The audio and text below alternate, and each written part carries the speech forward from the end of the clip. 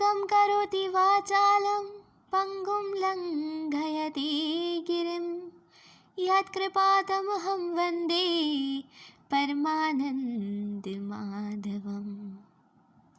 आइए सुनते हैं कथा जगन्नाथ जी बीमार क्यों होते हैं, उनकी स्नान यात्रा। जगन्नाथ जी हर साल बीमार क्यों होते हैं? जगन्नाथपुरी में जगन्नाथ जी के भक्त माधव दास जी रहते थे। वे दिन रात जगन्नाथ जी का भजन करते थे। उन्हें संसारिक मोह माया से कोई लगाव नहीं था। वे तो बस अपने इष्ट की भक्ति में लीन रहते थे। एक बार माधव दास जी का स्वास्थ्य बिगड़ गया और उन्हें उल्टी दस्त का रोग हो गया, जिस कारण उनका शरीर बहुत कमज़ोर हो गया। यहाँ तक कि उनको चलना फिरना भी मुश्किल हो रहा था। माधव दास जी ने अपने कार्य में किसी की भी मदद नहीं वह लेना चाहते थे। अगर कोई मदद के लिए कहता तो वह यही कहते कि मेरे जगन्नाथ जी मेरी रक्षा करेंगे।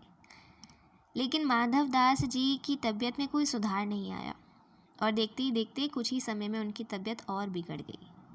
उनका शरीर इतना कमज़ोर हो गया कि वह मलमूत्र भी वस्त्रों में ही त्याग देते थे। एक लड़का माधव दास जी की सेवा करता था और उनके गंदे वस्त्रों को साफ करता था और उनके शरीर को अच्छे से स्वच्छ करता था। माधव दास जी उनके स्पर्श से जान गए कि स्वयं जगन्नाथ जी उनकी सेवा कर रहे हैं। वे जगन्नाथ जी से प्रार्थना करने लगे कि प्रभु, आप मेरी इतनी सेवा कर रहे हैं, उससे तो अच्छा है कि आप मेरा कष्ट दूर कर दो। प्रभु, फिर आपको मेरी सेवा नहीं करनी पड़ेगी।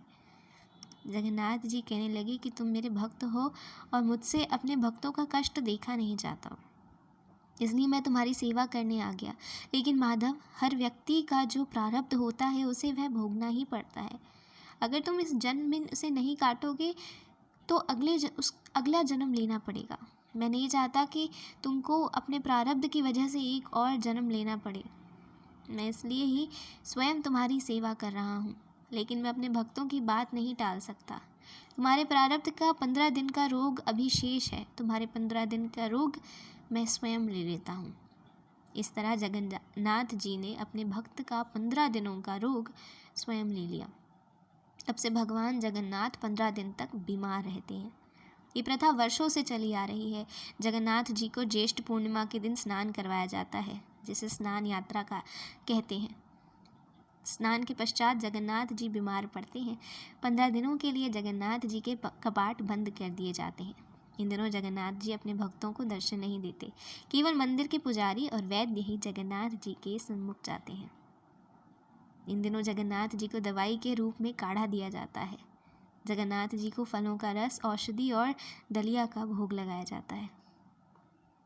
जगन्नाथ जी स्वस्थ होने के पश्चात रथ पर सवार होकर नगर में भ्रमण के लिए निकल पड़ते हैं, जिसे रथ यात्रा कहा जाता है।